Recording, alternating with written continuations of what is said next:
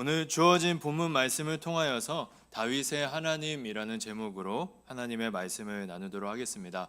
지난주에 제가 사울 왕에 대해서 이렇게 말씀을 나눴는데요. 지난주에 이어서 이번 주에는 다윗의 삶에 대해서 성도님들과 생각해 보려고 합니다.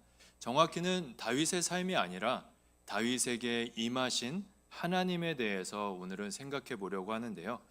사도행전에서 바울 사도는 다윗에 대해서 그는 하나님의 마음에 합한 사람이라는 표현을 사용했습니다.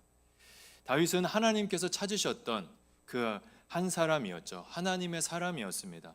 동시에 하나님께서 다윗을 찾으셨듯이 다윗도 산날 동안 하나님을 찾았던 예배자이기도 하죠.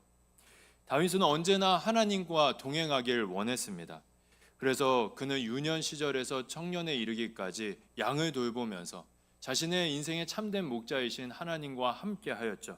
하나님과 동행하였습니다. 또 사울 왕에게 쫓기는 광야의 시간 속에서도 그는 하나님의 뜻을 물음으로 하나님과 함께 하였습니다. 또 왕이 되고 나서는 더 하나님과 함께 하고자 하는 그의 마음이 깊어졌는데요. 그는 언제나 하나님과 함께 하기 위해서 하나님께 성전을 짓겠다라고 이렇게 기도하였습니다. 또 인생의 큰 시련을 만났는데요. 그 인생의 큰 시련도 하나님과 함께하고자 하는 다윗의 마음을 흔들 수가 없었습니다. 우리아와 밧세바 사건으로 인해서 나단에게 질타를 받았을 때, 또 아들인 압살롬에게 쫓길 때에도 그는 여전히 하나님을 찾았고 하나님과 함께하기를 간절히 소망했습니다. 다윗은 사는 날 동안 하나님 한 분만을 찾았고 하나님과 동행하는 예배자의 삶을 살았던 하나님의 사람인 것이죠. 이렇게 다윗은 평생 동안 하나님 한 분만을 찾았습니다. 그렇다면 그가 그렇게 찾고 찾았던, 또 언제나 함께하기 원했던 그 다윗의 하나님은 어떤 분이실까요? 우리가 다윗을 이렇게 생각해 보면 가장 먼저는 그의 믿음의 됨됨이를 우리가 도전받고 그대로 살고자 하는 그런 것을 우리 많이 생각합니다. 이런 것도 다윗을 통해 얻을 수 있는 중요한 아주 소중한 영적인 것들이죠. 그런데요, 성도 여러분, 그것보다 다윗을 생각할 때 우리에게 있어서 더 중요한 것은 다윗이 만난 하나님입니다. 영국의 한 목사님은 성경을 통해 하나님께서 우리에게 가르치시고자 하는 것, 하나님을 아는 것의 우선성과 중요성에 대해서 이런 이야기를 하셨는데요. 한 목사님이 이렇게 이야기했습니다. 성경의 가장 큰 목적은 우리에게 도덕을 가르치거나 사회를 개혁하는 것이 아닙니다. 성경의 궁극적인 목적은 사람들을 하나님과 올바른 관계로 인도하여 하나님이 누구신지 알게 하는 것입니다. 이 목사님은 성경의 가장 큰 목적이 하나님을 아는 것이, 하나님이 어떤 분이 아는 것이 중요하다라고 말씀하고 있습니다. 다윗을 아는 것보다 다윗에게 임한 하나님을 아는 것이 훨씬 더 중요하다는 것이죠.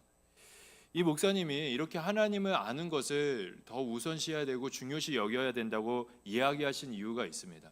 그 이유는 우리가 하나님을 바르게 할 때 우리가 하나님을 예배하는 예배자로서 어떻게 살아야 하는지 우리의 삶의 모습도 덩달아 더 분명하게 알 수 있기 때문에 하나님을 아는 것을 더 강조하신 것이죠.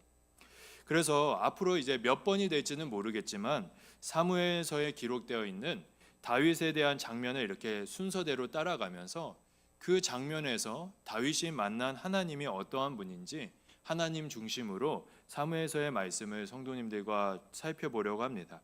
이와 함께 다윗이 하나님을 어떻게 예배했는지 하나님을 그것을 살펴보면 통하여서 하나님을 찾는 예배자로서 우리가 하루하루를 어떻게 살아가야 하는지도 함께 고민해 보려고 합니다. 이 시간을 통해 무엇보다도 다윗이 만난 그 살아계신 하나님을 우리가 만날 수 있기를 소망합니다. 더불어 다윗이 우리에게 보여주고 있는 그 믿음의 길을 따라서 하나님 한 분만을 찾고 그분과 동행하는 예배자의 삶을 살아가는 우리 한 사람 한 사람이 되기를 주님의 이름으로 축복합니다. 그러면 오늘 본문 내용으로 한번 들어가 보도록 하겠습니다. 오늘 우리에게 주어진 본문은 다윗이 성경에서 가장 처음으로 등장하는 장면인데요. 본문에서 하나님께서 아들 사무엘에게 다윗의 기름을 부으라고 말씀하시죠. 쉽게 말하면은 하나님께서 다윗을 이제 이스라엘의 왕으로 세우신 것입니다.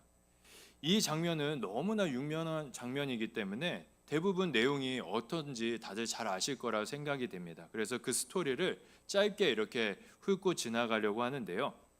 하나님께서는 사울이 하나님의 말씀에 순종하지 않자 그를 버리고 하나님의 마음에 합한 다른 사람을 왕으로 세우기로 결정하십니다. 그래서 하나님께서는 사무엘에게 베들레헴으로 가서 이새라는 사람을 만나 그들의 아들을 이렇게 만나라고 말씀하시죠. 이때 하나님께서 선택하신 그 한 사람을 가르쳐 주시면 그에게 왕으로서의 기름을 부으라고 말씀하시는데요. 베들레헴에 도착한 사무엘은 왕을 선택하러 온 것이 사울에게 들통나지 않게 하기 위해서 먼저는 베들레헴 사람들과 함께 하나님을 예배합니다. 그리고 나서 이새의 집을 방문해서 이새의 7 아들을 한 명씩 살펴보죠. 그리고 막내 아들인 다윗을 만나게 되는데요. 이때 하나님께서 사무엘에게 오늘 이렇게 말씀하십니다. 오늘 12절의 말씀에 이에 사람을 보내어 그를 데려오매 그의 빛이 붉고 눈이 빼어나고 얼굴이 아름답더라. 여호와께서 이르시되 이가 그니 일어나 기름을 부으라 하시는지라. 사무엘이 다윗을 만났을 때 하나님께서 그에게 이 사람이다 라고 말씀하시면서 그에게 기름을 부으라고 말씀하십니다. 이에 사무엘은 순종하여서 이새의 가족들에게 다윗이 왕으로서 세워졌음을 하나님의 마음을 보여주죠. 사실 다윗이 기름을 부음을 받는 것은 사무엘과 이새의 가족들에게 있어서는 굉장히 의외였습니다. 왜냐하면 이새의 아들 중 한 명이 왕으로 뽑힌다면 그 유력한 후보는 건강한 체구와 또 잘생긴 외모를 가진 첫째 아들 엘리압이 합당했기 때문입니다. 그래서 사무엘도 처음에는 엘리압이 왕이 될 그런 사람인가 보다 생각을 했죠. 그런데 사무엘이 그렇게 생각할 때 하나님께서 사무엘에게 엘리압은 아니다라고 말씀하시며 덧붙여 이렇게 말씀하십니다. 우리 아주 유명한 말씀이죠. 우리 16장 7절 말씀인데요. 이 말씀은 같이 읽어보도록 하겠습니다. 여호와께서 사무엘에게 이르시되 그의 용모와 키를 보지 말라. 내가 이미 그를 버렸노라. 내가 보는 것은 사람과 같지 아니하니 사람은 외모를 보거니와 나 여호와는 중심을 보시니라 하시더라. 아멘. 하나님께서는 사무엘에게 하나님 당신께서는 사람의 외모가 아니라 사람의 중심을 보신다고 말씀하십니다. 이런 하나님께서는 다윗을 왕으로 선택하시죠. 이 장면에서 우리는 다윗이 만난 하나님의 첫 번째 모습이 무엇인지 정확히 알 수가 있죠. 다윗이 만난 하나님, 그분은 외모가 아닌 사람의 중심을 보시는 하나님이십니다. 여기서 우리는 외모라는 표현과 함께 중심이라는 이 표현에 주목해 볼 필요가 있습니다. 우리 한국말 외모로 번역된 히브리어 에나임을 그대로 직역하면요, 외모를 뜻하는 것이 아니라 눈들을 의미한다고 합니다. 눈의 복수 형태인 거죠. 그러니까 이게 무엇을 의미하냐면요, 눈으로 볼 수 있는 모든 것을 의미하고 있는 것입니다. 사람의 외모뿐 아니라 그 사람이 가지고 있는 조건, 배경, 환경까지를 포함하는 표현인 것이죠. 이런 표현을 통해서 하나님에 대해서 생각해 보면 하나님은 사람을 보실 때 그의 외모뿐 아니라 그가 가진 조건, 배경, 그가 성장한 환경까지도 보지 않으신다라는 것입니다. 또 이와 함께 중심이라는 단어도 우리가 주목할 필요가 있는데요. 우리말 중심이라고 번역된 히브리어는 레브입니다. 이 레브를 직역하면 심장인데요. 이 심장이라는 표현은 여러 가지 의미로 사용됩니다. 마음을 표현할 때 사용되기도 하고요. 어떤 일에 대한 생각과 가치관, 동기를 설명할 때도 이 레브라는 단어가 쓰인다고 합니다. 그럼 이를 통해서 다시 한번 하나님에 대해서 생각해 보면 우리 하나님은 사람의 마음, 그 사람의 태도, 가치관, 그리고 그가 그렇게 생각하고 행동하게 된 동기를 가장 중요시 여기는 분이라는 것을 우리가 생각해 볼 수 있습니다. 성도 여러분, 이러한 하나님의 성품, 사람의 중심을 바라보시는 하나님의 성품은 우리가 믿는 하나님이 얼마나 거룩하고 선하신 분이신지를 가르쳐 주고 있습니다. 사람을 외모로 판단하는 우리가 사는 이 세상과 다르게 마음을 보시는 하나님의 이 모습 속에서 우리는 질적으로 차원이 다른 또 다른 거룩한 세계가 있음을 보게 됩니다. 세상은 사람을 외모로 판단하지만 외모로 판단하지 않는 사람의 중심을 바라보는 거룩한 세계가 있다는 것이죠. 또한 한 사람이 가진 조건과 배경이 아니라 그 사람의 내면에서 빛나고 있는 진실함을 최고의 가치로 여기시는 이 하나님의 시선을 통해서 우리는 선하다라는 표현이 어떤 의미를 가지고 있는지 알 수가 있죠. 사람을 있는 모습 그대로 바라보는 것, 우리는 그럴 때 선한 것이 무엇인지 깨닫지 않습니까? 다윗은 이러한 하나님의 거룩함과 선하심에 매료되었던 예배자였습니다. 그는 하나님의 그 중심에서 오는 거룩함과 선함이 무엇인지 알았던 것이죠. 그래서 다윗은 무엇을 하든지 그의 마음의 중심을 점검하고 또 점검하는 인생을 살았습니다. 그리고 그는 이웃을 대할 때도 그 태도가 동일했습니다. 하나님께서 다윗의 중심을 바라봐 주셨던 것처럼 다윗도 이웃들을 바라볼 때 외모가 아니라 그의 마음에 초점을 두고 이웃들을 인격적으로 대하는 삶을 살아갔습니다. 이러한 다윗의 모습을 우리는 성경 여러 곳에서 발견할 수가 있는데요. 그중 대표가 되는 한 구절의 말씀을 우리가 함께 읽어보려고 합니다. 역대상 29절의 말씀, 29장의 말씀인데요. 이 말씀 같이 한번 읽어보겠습니다. 나의 하나님이여, 주께서 마음을 감찰하시고 정직을 기뻐하시는 줄을 내가 아나이다. 내가 정직한 마음으로 이 모든 것을 즐거이 드렸사오며 이제 내가 또 여기 있는 주의 백성이 주께 자원하여 드리는 것을 보니 심히 기쁘도소이다. 성전 건축을 위한 헌물을 하나님께 드리면서 다윗이 했던 기도입니다. 다윗은 하나님이 무엇보다도 중심을 중요시 여기는 분임을 자신이 알고 있다고 이야기합니다. 그러면서 그는 자신을 위한 어떠한 불순물도 없이 깨끗한 마음으로 하나님께 이 헌물을 드린다고 하나님을 향한 자신의 마음을 지금 고백하고 있습니다. 성도 여러분, 중심을 보시는 하나님 앞에서 자신의 마음을 날마다 깨끗이 하는 이 다윗의 모습은 우리에게 가르쳐주고 있는, 그의 인생이 우리에게 가르쳐주고 있는 예배자의 모습입니다. 그리고 이러한 예배자의 모습은 다윗의 이야기만이 아니죠. 많은 이들이 다윗의 뒤를 따라서 중심을 보시는 하나님 앞에 깨끗한 마음을 들임으로 하나님을 예배하는 인생을 살았습니다.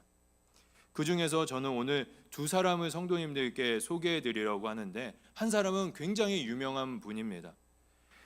독일의 작곡가 바흐인데요. 이 바흐는 자신이 쓴 악보에다가 오직 하나님께 영광을 의미하는 솔리데오 글로리아의 약자인 SDG를 적은 것으로 유명합니다.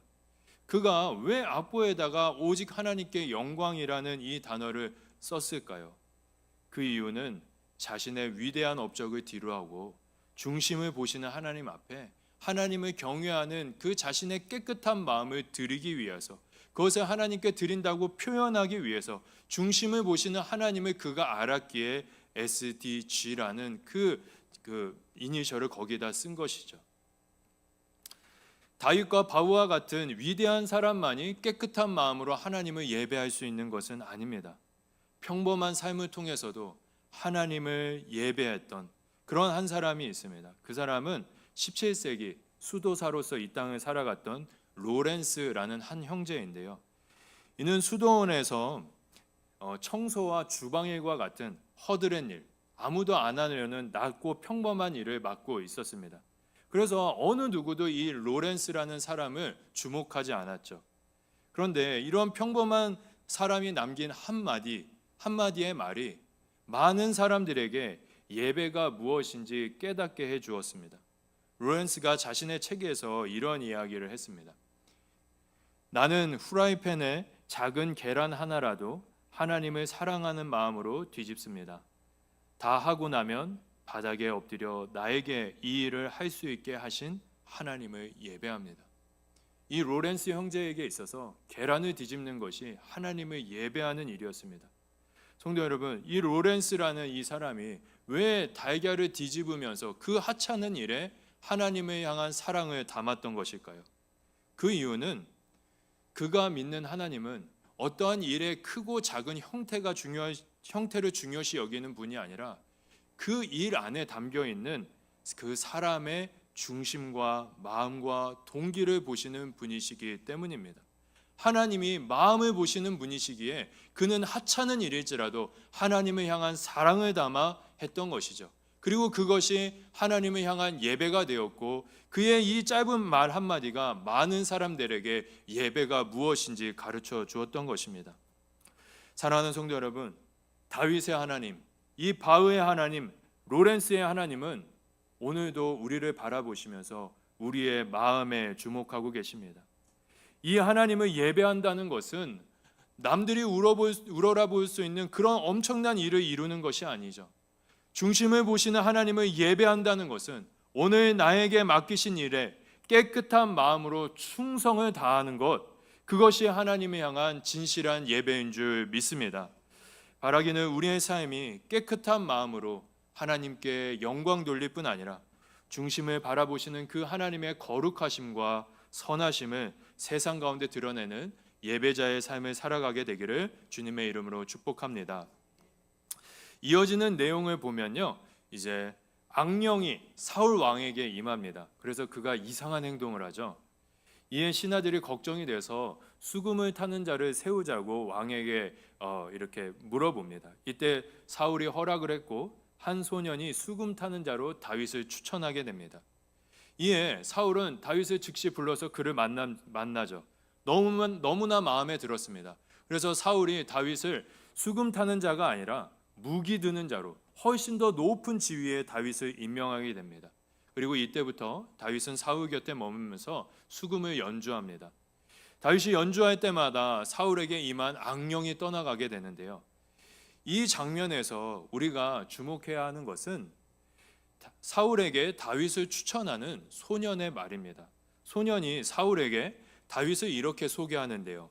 우리 사무엘상 16장 18절의 말씀 우리 같이 한번 읽어보도록 하겠습니다. 소년 중 한 사람이 대답하여 이르되 내가 베들레헴 사람 이새의 아들을 본즉 수금을 탈 줄 알고 용기와 무용과 구변이 있는 준수한 자라 여호와께서 그와 함께 계시더라.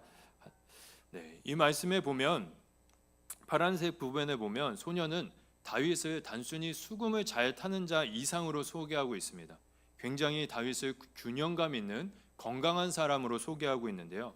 첫 번째는 용기입니다. 용기는 다윗의 마음을 의미하죠. 그리고 무용, 무술을 잘한다는 것인데 이것은 다윗의 육체를 의미합니다. 구변은 말을 잘하는 것, 다윗의 지혜를 의미하는데요. 이것을 보았을 때 다윗은 지, 덕, 체 모든 부분에서 균형 있게 성장한 안정감 있는 사람이었다는 것을 알 수가 있습니다. 그런데요, 성도 여러분, 이 다윗을 소개하는 이 소년의 말의 강조점은 파란 글씨에 있는 것이 아니라 뒤에 있는 빨간 글씨에 있죠. 다윗이 어떤 사람이었습니까? 다윗은 하나님이 함께 하시는 영적인 사람이었습니다. 하나님께서 함께 하시는 다윗. 우리는 다윗에 대한 이 소년의 소개를 통하여서 다윗이 만난 두 번째 하나님의 모습을 직관적으로 알 수가 있습니다. 다윗이 만난 하나님이 어떤 하나님이십니까? 그가 어디를 가든지 그와 함께 하시는 하나님이었습니다. 하나님은 언제나 다윗과 함께 하시는 분이었던 것이죠. 사랑하는 성도 여러분, 예배자로 살아가는 우리의 삶에 있어서 하나님의 함께 하심은 우리의 삶의 가장 큰 은혜인 줄 믿습니다. 그런데 참 아이러니한 것은 우리의 삶에 있어서 하나님이 함께 하신다는 것만큼 뻔하고 식상한 이야기가 없는 것 같습니다. 우리의 너무나 일상이 되어 있죠. 그러다 보니 우리가 이 하나님의 함께 하심을 조금 가볍게 여기는 경향이 있는 것 같습니다. 독일의 유명한 철학가는요, 함께함이라는 것에 엄청난 의미가 담겨 있음을 설명을 하는데요. 그가 이야기하는 함께함의 의미는 이렇습니다. 제가 책의 내용을 읽어드리도록 하겠습니다. 내가 너를 마주할 때, 그러니까 내가 당신과 함께할 때를 의미합니다. 내가 당신과 함께할 때 나는 나 자신을 온전히 당신에게 내어주는 것입니다. 참된 관계 안에서는 나의 일부가 아니라 나의 전부가 당신에게 참여하는 것입니다 라고 이 철학가는 이야기합니다.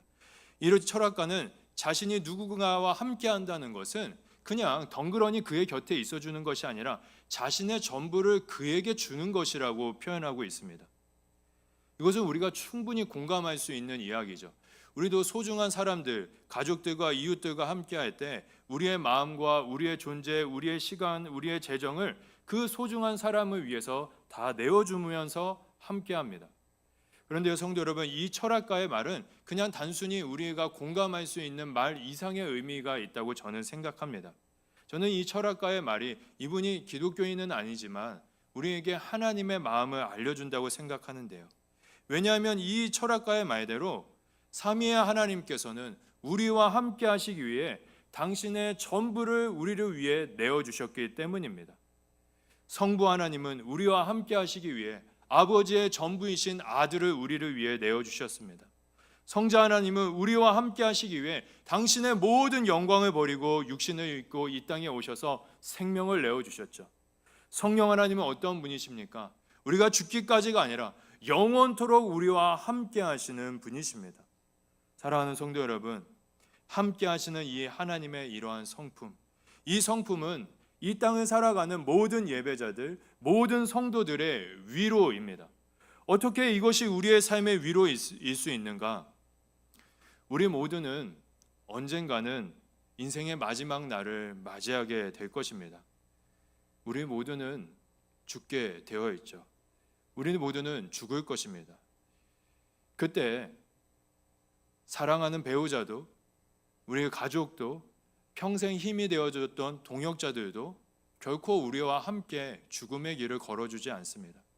근데 그 사망의 음침한 골짜기에서 누가 우리와 함께 하십니까? 오직 삼위의 하나님만이 인생의 마지막 날을 넘어 세상 끝날까지 영원토록 우리와 함께 하시는 줄 믿습니다. 그 하나님이 우리와 함께 하시기에 함께 하시는 하나님의 성품은 우리 그리스도인의 삶에, 예배자의 삶에 있어서 참된 위로, 영원한 위로인 것이죠. 또한 이러한 위로는 예배자로 하여금 세상 앞에 담대하게 만들어줍니다. 다윗이 그랬습니다. 16장을 넘어서 17장에 가면 아주 유명한 내용이 나옵니다. 다윗과 골리앗이 싸우는 내용이 나오죠. 골리앗과 다윗이 싸우기 전에 다윗은 사울 왕을 만납니다. 만나서 그는 곰과 사자와 같은 맹수와 싸워서 이겼던 무용담을 설명하죠. 그러면서 그는 왕에게 자신이 맹수와 싸워서 어떻게 이길 수 있었는지 비결을 이야기하는데요. 17장 37절에 그가 이렇게 이야기합니다. 이 말씀 우리 같이 한번 읽어보겠습니다. 또 다윗이 이르되 여호와께서 나를 사자의 발톱과 봄의 발에서 건져내셨은즉 나를 건져내시리이다. 아멘. 맹수와 싸울 수 있었던 다윗의 비결, 그것은 하나님께서 그와 함께 하셨기 때문이라고 그가 이야기하고 있습니다. 이렇게 함께 하시는 하나님의 그 역사를 기억한 다윗은 이제 담대하게 골리앗과 싸우기 위해서 전장에 나아갑니다. 그리고 그 거대한 거인 앞에 이렇게 믿음으로 선포하죠. 우리 다윗의 마음을 갖고 우리 한번 이 말씀을 읽어보도록 하겠습니다.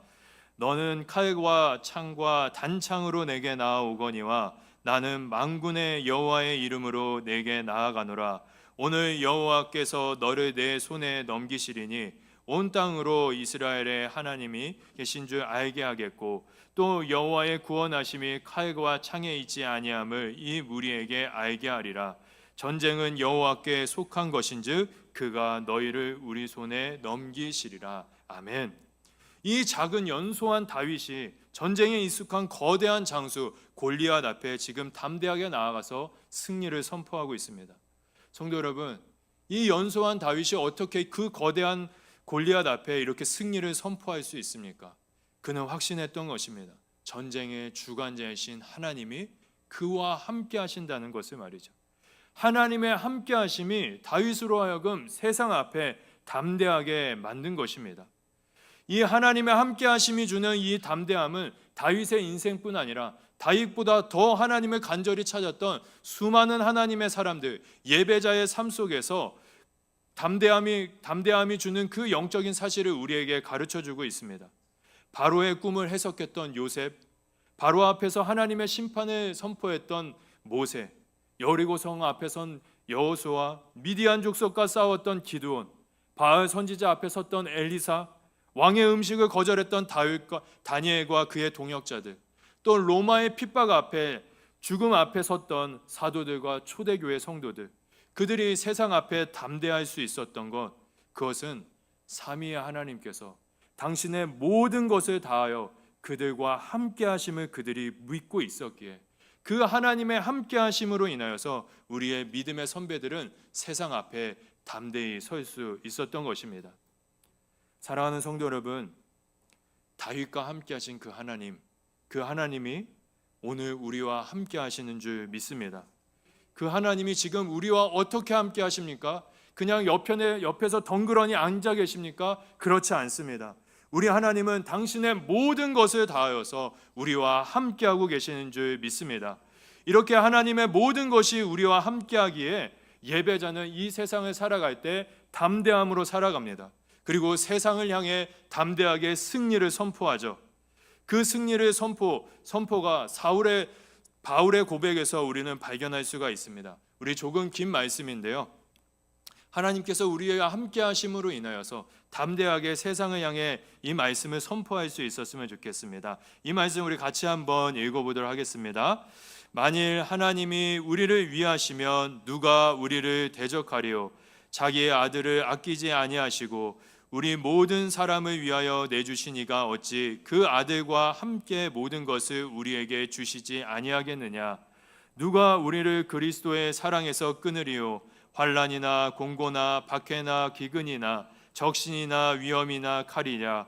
이 모든 일에 우리를 사랑하시는 이로 말미암아 우리가 넉넉히 이기느니라.